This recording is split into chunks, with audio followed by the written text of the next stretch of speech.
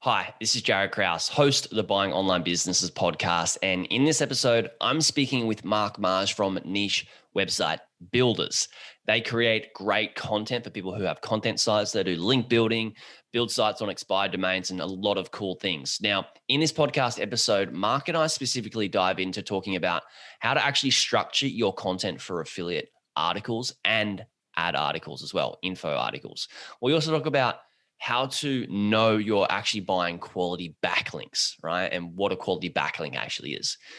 And then we talk about when you should actually sell your site and why you should sell your site at that certain time and why it's a good thing, not just for you, but for the buyer as well. Then we talk about different affiliate partners and why you should actually diversify away from not just Amazon, but some of the other affiliate partners as well.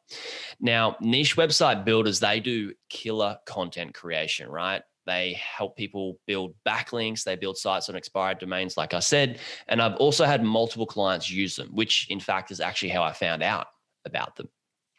Anyway, Niche Website Builders and we're running a special deal. So full disclaimer, I will make a small affiliate commission here. So I guess you could probably say that this episode is sponsored by Niche Website Builders. So just go to the link nichewebsite.builders/Bob.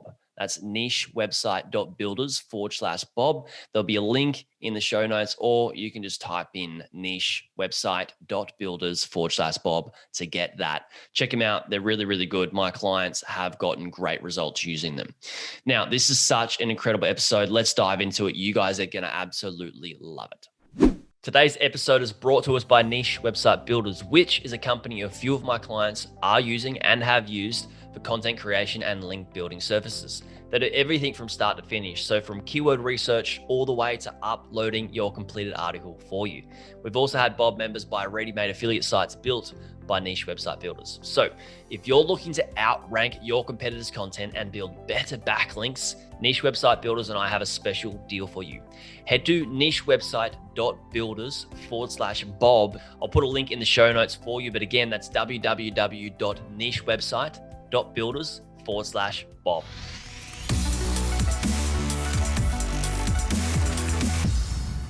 Hey everyone, welcome back to another episode of the Buying Online Businesses podcast, and welcome Mark Mars. Thanks for coming on. Thanks, Jaryd. Nice to be here. Yeah, it's good to finally meet digitally. Like we said, we've known about each other for a little bit, and we just haven't done the old reach out. But I'm glad we made that happen. So I just want to dig in. I've got so many questions, and I know that as we open up these cans of worms, we're going to go down some pretty cool rabbit holes here. I know that you guys write content for all different types of businesses, not just affiliate sites, right? You write for ad sites. You could probably do, I don't know if you do product descriptions for e-commerce, but also, just regular blogs. But I do want to dig into affiliate, because affiliate is like taking up a lot of the space or a lot of the attention in the market at the moment. Because a lot of people will come to you with affiliate sites as well and say, hey, can we get some articles written? What are you seeing is the 80-20, I guess, of writing for affiliate sites? Like what should we really be focusing on? And what are some things that we should just not focus on that a lot of people perceive or believe is important? Yeah, I think there's like a number of things here. When you talk about the 80-20, like at the end of the day, like content and links are going to be the two main things that you need to think about when building and kind of ranking a site. Of course, you need to work on the technical SEO, and but really that's kind of like one thing you should do at the beginning and kind of never forget about it. A lot of stuff isn't measurable very easily when you're building sites and growing sites. And some of the things that are measurable, people get really stuck on. So things like, if I can do the site audit and I'm not at 100%, and I need to do every single last thing, that's the 20, that's not the stuff that's going to really get you there. People it's another thing like page speed. People get really hung up on page speed and having to hit 100 on GT metrics or whatever. Yeah, you can do that. You can do it once and get it done if you want. But as long as it's fast enough, you're probably going to be okay. Now, there's some changes coming in kind of April this year with Google and for Core Vitals. Core Vitals, Core Web Vitals update, yeah. Yeah, so that's definitely taken into account, but speed is only a small proportion of that as well. So I know people are kind of getting concerned about that, but speed's just one part of that. So I think it's kind of, people get hung up on the measurable things instead of like just focusing on the stuff that's really important. That's kind of getting good content out and kind of building links. Cool. Let's dive into those two things because that's massive topics in themselves. Let's talk about creating content. Now, as we record, there will be a particular way that Google will want us to create content and structure it. And then it may change in a year or 2 years' time. But time of recording, what's the way that you like to structure content that helps people sort of get ranked and get traffic in terms of like titles and paragraphs and all that sort of stuff? Yeah, so there's a number of things like to take into account, I guess. So one thing is the structure and the actual content of the article. So if you think about the structure, there's the SEO part, and then there's like the human and the user experience part, and you kind of want those to kind of work well together. So in terms of, I look for affiliate sites, we're obviously doing a lot of review articles. We do like a roundup review. So the first thing is that you kind of want to make sure that people are getting hit with the information they want really quickly. So you don't want really, really long intros. Like you don't really want blogs. In what respect? Sometimes my partner will send me like, it's like, oh, you're going to cook tonight. And I'm like, got this recipe and I'm looking through this thing and I have to go through like, it feels like 1,000 words before I get to like the thing that I need to read, which is the ingredients. Right? So you mean the red? Yeah. Yeah. There's like this big top part of the blog and you're just like, go away. Like, do you know anything about user experience here? It means nothing to me. And maybe that's because I'm a male, but who knows? Like, and I don't mean to divide us because I'm sure there's a lot of other people that read that and be like, maybe this is not worth putting in at the start either. But yeah, it's yeah. I mean, it is like that. I mean, because what happens is people just start to think that there's a certain word count they need to hit, and then how they're going to fill that space. Yeah. So like they've written like the bits, and now they've got like 500 words left, so they're going to make a huge intro. So and then they go into like the history of every company that's like in the reviews and like all fluff and stuff that people are not interested in. So you just want to make it a short, snappy intro. Then like the way that we structure them, and we've kind of tested many templates over like many iterations until we've got like a template that kind of really works, and that's kind of, it's part of our writing service. You kind of get that included as like a freebie, if you like we'll upload the template into our template and put all the affiliate links in for you. But essentially, what we found that works is you then have a table which kind of clearly lays out the products you can read or your favorite products for whatever reason. So maybe it's like a best if you're on a budget, that kind of thing. And then we go into the individual product reviews with some pros and cons. And then at the bottom, we have like what we call buyer's guide. So the buyer's guide kind of is a catch-all for where you can kind of grab a whole bunch of other kind of keywords. So we look at things like people always also asked in Google. So people, because you're trying to get topical relevance, like in Google's eyes for any article that you write. So if you type in a phrase into Google and then they bring up the questions that they're going to ask, if you ask those questions in the article and answer them, Google's going to much more see that you're much more aligned to like what people want to know from that specific article. So we look at people also asked, use other kind of tools to kind of work out what other keywords are there. The other thing that's kind of important from an SEO perspective is kind of thinking about the word count. And I've kind of mentioned it there like previously. There's kind of an uprise, common kind of, people are much more moving towards correlation SEO, if you're familiar with that term at the moment, which is tools like Surfer and Page Optimizer Pro, which will allow you which does some analysis on the sites that are ranking for the term that you want to rank for. And it kind of gives you kind of averages of like, okay, this, on average, the content is this long. It uses this keyword this many times. It's comparing other articles out there, right? Yeah. The idea being that the answer to what Google wants to that term is just hidden in plain sight. Like if you search any term in there, Google tells you what they want you to show and now what length the article should be, because it's just right there in front of you.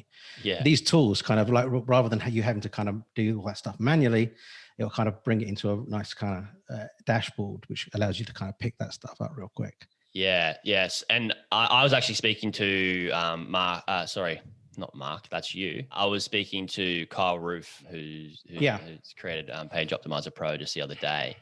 And he's mentioned the same thing, is that Google actually you can just go into Google and you can type your keyword, scroll down to the bottom, and you can look at the relevant searches, and that can be your H1s and H2s and stuff like that. Yep. And you can include those things in your articles, because Google's actually just showing you like, this is what people want. And if you write for it, we'll rank you and you'll get traffic, right?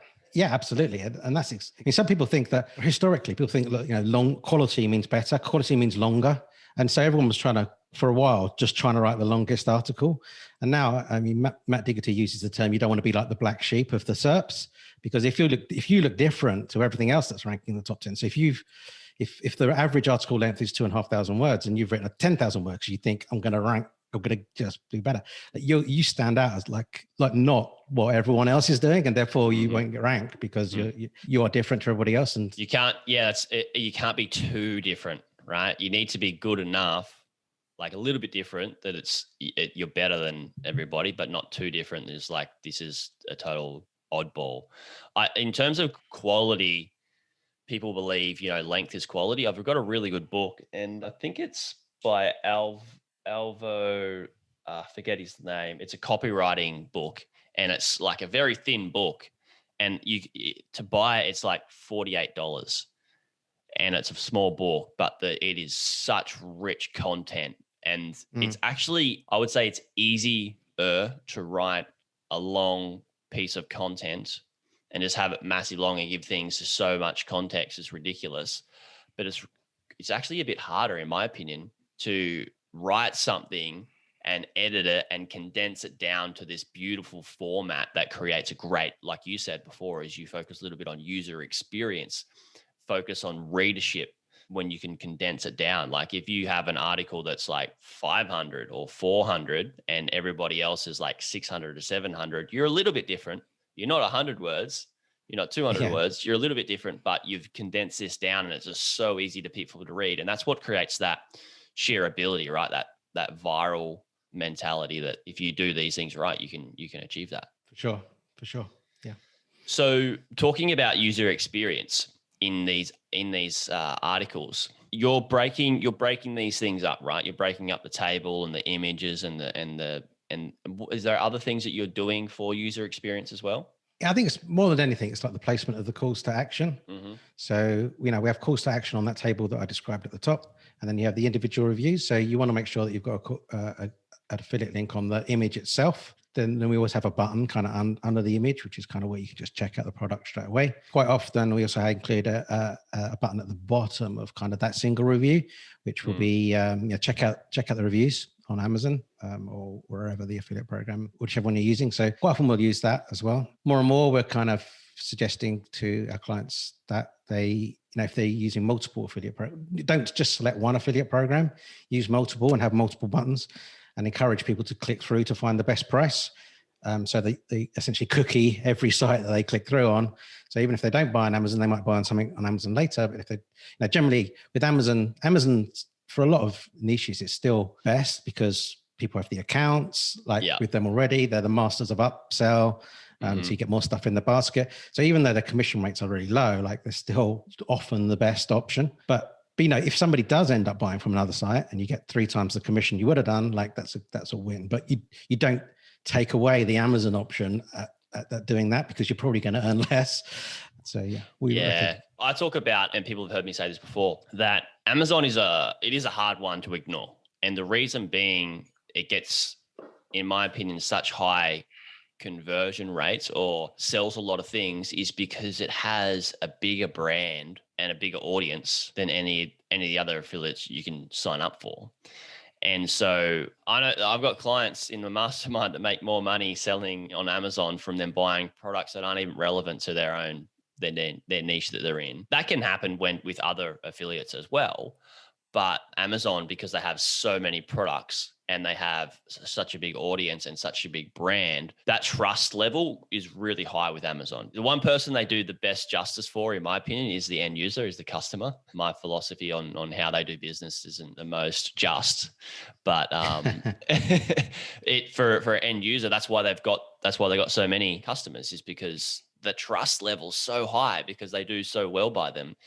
And it's hard to stack that up against some of the other brands. But I have clients testing other big brands as well, not as big as Amazon, but Walmart and Best Buy and some other big brands. Do you see there's any other big brands or e-commerce businesses that people are starting to diversify with for their different affiliate partners? I wouldn't say there's many, like we're getting many of our clients use a lot of the other big brands, like you say, like the Walmart. I think there's a few.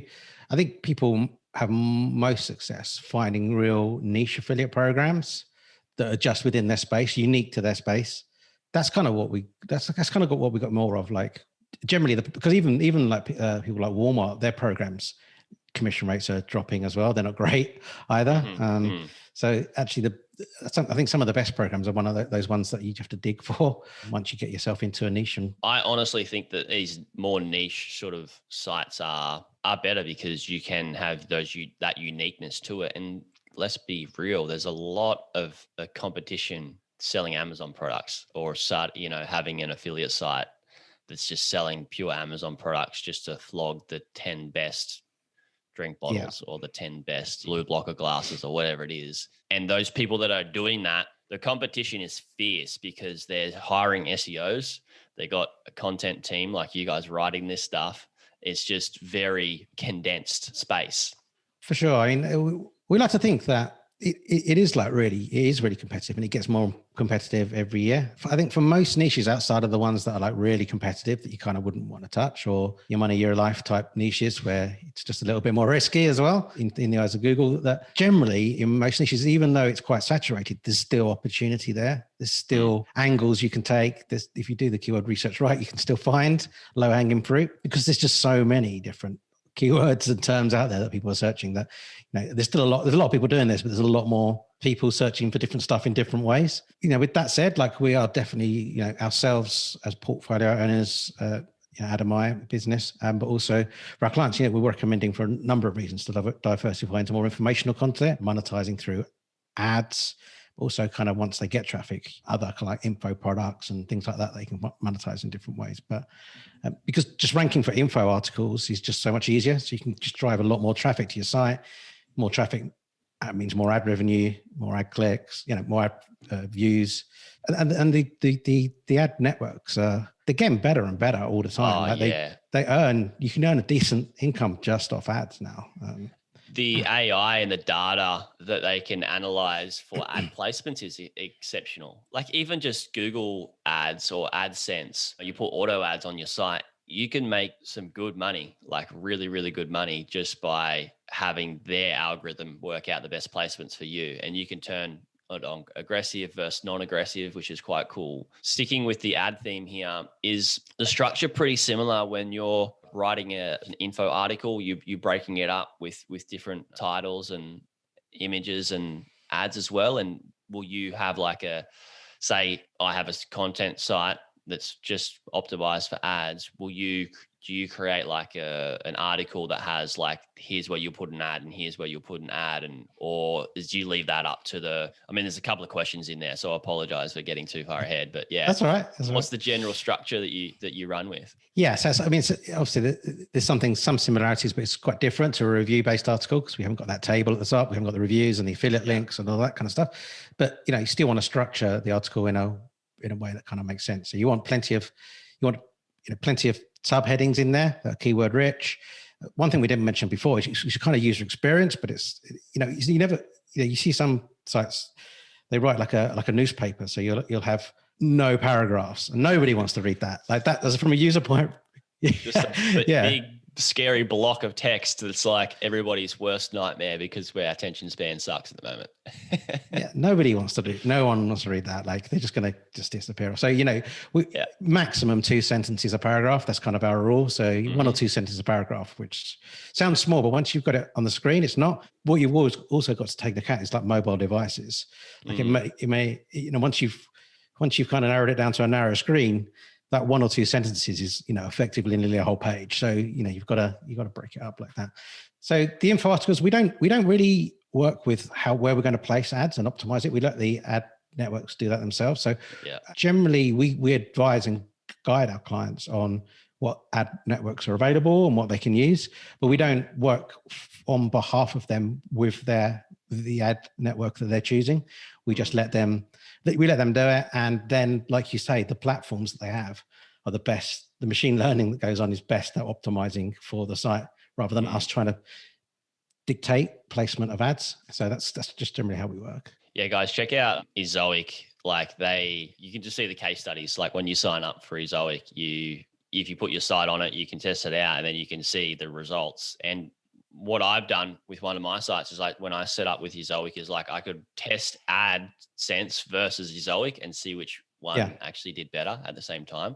And there's all these different things that you can do to set up your Ezoic account. And there's other ones out there you can check out as well, but that's the one I've gone with. And I know that you'd recommend a bunch of other ones. There's some that you'd need to have more than 10,000 viewers. I think Ezoic's 10K, I think Mediavine's 50, AdThrive's 100 at the time of recording. Yeah, cool. All right, well, let's dive into links because this is a big topic as well. How do we know? This is a big question. How do we track the traffic that's coming from a link? Because sometimes we can buy a bunch of links, but what we really want to do is really want to buy traffic, right? Mm-hmm. So how do we know that? Because I have this thing. I feel that there's people that look at the DR of a link, go, yeah, that's a good link, and it's in the same niche. Cool, that'll do, right? But what if the traffic's not as relevant? Like, how do we make sure we're buying? My question is, in a nutshell, how do we make sure we're buying a good backlink that's going to be valuable for us and Google's not going to kill us? That's a real good question. So I think, we never really think about a link in terms of what traffic it's going to give us from a referral perspective. So if we're getting a link on another site, we don't expect to get a lot of traffic. It's a bonus if we can get a really good site, and we do, but we don't expect to get a lot of traffic directly from that link. Mm-hmm. What we're hoping is that link's valuable in a different way, in that it can help us raise the authority of the site. It can help us raise the profile of that specific article that it's pointing to. So we use a number of different metrics. Like we run a link building service, and we have, it's like 25, 30 different checks that we go through to check that a link is like good and it's not going to be detrimental to the site. So things, and it's not just the basic things like DR, like because you can have a high DR site that's still a poor link. So we look at things like number of, like the ratio of outbound links versus inbound links. So we don't want a site that's clearly just a guest post kind of farm. Yeah. There's like loads and loads of outbound links, but hardly any coming in, because that's just like, that's something that Google can spot. And are likely to spot that as a guest posting site and kind of devalue the link. So we look at things as well, like something that's often missed is like how much traffic has that site got that you're getting the link from? Because one of the best indicators that Google likes a site is that it's giving it traffic. I can't remember. I always forget the stat. There's some stat like 90% of the sites on the web don't get any traffic. So it's kind of it's the 10% that do get the traffic. Those are the ones that Google are telling you they like. So if that site that you're getting a link from has got traffic, then that's one of the sites that Google likes. So if it's got hardly any traffic, then it's probably not a very good link. Google's not gonna, if it's not ranking that site, then it probably doesn't value that site and therefore won't value that link you're getting back from that.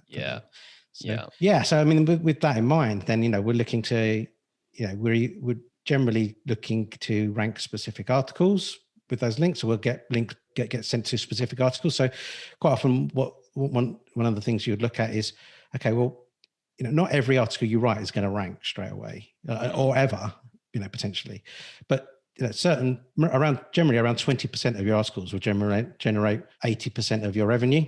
Exactly. So you want to look at those articles that are kind of that are nearly there, that just need that extra push. So there's ones that are on page 2 or the bottom of page 1, where maybe just some links to those directly with the right anchors can just push them up into that top part of Google where you're actually going to benefit. There's no point really in sending links to articles that you're just not even in the SERPs for, you're not ranking for, and you need to do some more work on them or whatever first. It's a long way to come to justify links. You need to work on the on page or whatever, or maybe you just need to raise the authority of your site, which is another thing that links do. Maybe it's just too competitive a term for you to be able to rank. Yeah, so there's that level of like, we're trying to rank that individual article, but also overall we're trying to raise the authority of the site, because by raising the authority of the site, we can rank for more keywords, more competitive keywords than we could before we had those links. So yeah, that's kind of the two different levels I like to think of it on, and how would you use them. Yeah, that's great. There's you don't want to buy links that Google don't see valuable. And like we talk about that linking out just to everybody just because they're making money and that's their business model. Like Google can shut that business model down pretty quick. People believe, like what I said is, my question is like, yeah, if it has high DR, it's probably, going to be good. And that's what a lot of uneducated people can have the perception is like, okay, the DR is good. And we need to be careful, like what type of links we're actually buying, right? We want to make sure we're not just buying a bunch of links just because they look good, but Google doesn't, like, we don't follow those metrics. Like you said, you got 30 different things that you check before you actually sell a link, right? That's critical. Yeah. Yeah, absolutely. Yeah, because we don't want to sell links to people that they're just not going to see any impact because they're never going to come back. So, we want to be, we don't want to put people's sites at risk either. It's link building in theory by Google says, you shouldn't be building links. We should just be building content and the links will come. We know that's not true for the vast majority of people. So we have to build links. It'd be great if we didn't have to, but we do. But we don't want to, put our sites or our client sites at risk by accepting substandard kind of links. Yeah. Offering the best service possible is always the way to go. Now, this is going to be a little bit off topic of just content, but like talking about owning website businesses.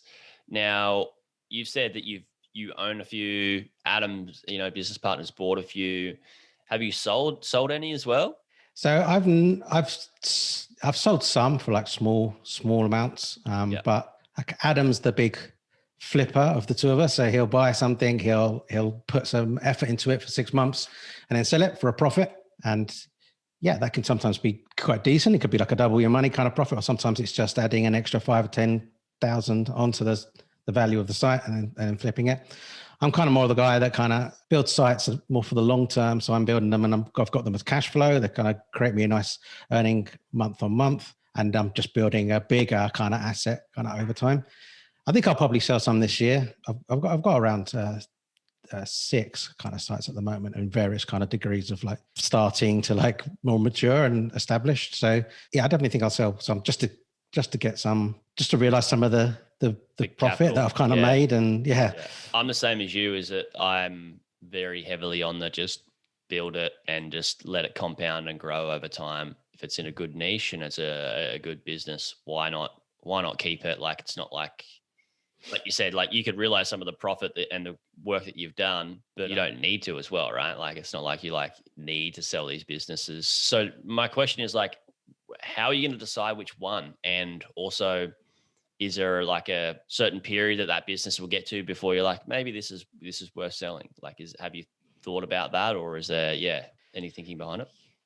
Yeah, I think there's two things there. Like, one, I think it's down to the individual. Like, what is your financial situation like? Like, of course, if you've got one site that you're exposed there, because if you get hit by a Google or algorithm update or Amazon reduce their affiliate rates or whatever, then you kind of got like a risk. You got like one point of failure.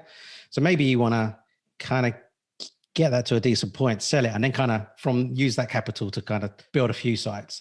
And they're kind of like lowering a risk of like things, that one site kind of failing. So I think it's people's own financial situation as well. It's like, do you need the money? Is this kind of a business that you kind of trying to develop here where you're kind of buying and flipping sites? So do you need to kind of try and make a quick win? But I think there's also, from another perspective of like knowing when, sometimes you can get to a point where you feel like you've taken a site as far as you can go. And that could be for 2 different reasons. One, it could be that you realize you've kind of done the best you can in that niche to a certain level. And then above and beyond that, the sites and the competitiveness is going to need a lot more investment. And maybe you're not up for that fight. So you almost hit maybe someone who with a little bit deeper pockets, you can see the site's at a good point, like a ticket into the top tier with some decent investment. Maybe you're just not, for whatever reason, you're financially or work-wise, you're just not up for the fight of taking it again to like that the next level. Yeah, I strongly believe that businesses have cycles, like growth cycles, and that my experience and what I know and my resources can take it to a certain level. But, say to grow, and I've said this before, is to grow a site from 50,000 to 300,000 is one thing, but to go to like 300,000 or 500,000 to 1 million and then 1 million to 5, there's different cycles within that, and you need different levels of resources, like you mentioned, but also experience and team for that too, and know-how. So I'm a strong believer in, and this is what I tell people when they look at, like, why would I buy a site that's already working? Why would somebody sell that? Like, I don't get it. But they've just come to the end of their period, right? Like, it's time to hand that, and there's still a lot on the table for somebody else. Yes, I mean, definitely. If like you haven't got, like you say, if you haven't got all of the skills necessarily as well, the experience, so someone else might be able to take it on who's an expert in ads or in social media, or just sees other opportunities. Maybe they're already in that niche in a different world. Maybe they've got an e-commerce site. They can start sending some of the traffic from the affiliate site over to their e-commerce site. That kind of thing. You don't have that necessarily and all that ability, but you've managed to get it to where you can with your skill set. That's the great thing about buying and selling, because what somebody sees is like, I've maxed it out. There's no more I can do. Someone sees that as an opportunity because they see where you fell short because they've got skills in different places or connections with different places. So that's I think that's the two things I'd kind of say about, when's the right time. Yeah, perfect. Look, this has been so good to talk. Seriously, thank you so much for coming on. Where are we sending people? Is it nichewebsite.builders? Is that where people can go check out your stuff? And you started a podcast as well that people need to go check out too. Is that right? That's right. So if you go to go to the website, there's a podcast in the menu. You can look at find the podcast and find where to find that, and subscribe to your favorite podcast apps. We've also got a YouTube channel, which is going to be on that page shortly as a link. We also got a couple of Facebook groups. So we've got one's called Niche Website Builders and one's called Niche Website Flippers. So one's for builders and one's for flippers, or sign up for both if you like. So there's about 5,000 people or 6,000 in each of those now. That's kind of the main places. Yeah, they're solid groups. I'm in one of those groups, and it's great. It's a great place, and I've made some great connections in there as well. So thank you for putting those together, guys. Thank you so much for listening. Thank you so much, Mark, for coming on, guys. That's it for this episode. Now, before we go, I want you to think of 2 to 3 people who either own a content website or are about to buy a content website and want to create great content and scale their site through great content and great links. Please do them a massive favor and share this podcast episode with them, not just so they can understand and learn from Mark in what they should be doing, but also if they want to go away and hire somebody who can create this great content, check out Niche Website Builders as well. So please do them a massive favor, share this podcast episode with them, and I'll speak to you guys on the next one. Thanks. Thanks, Jaryd.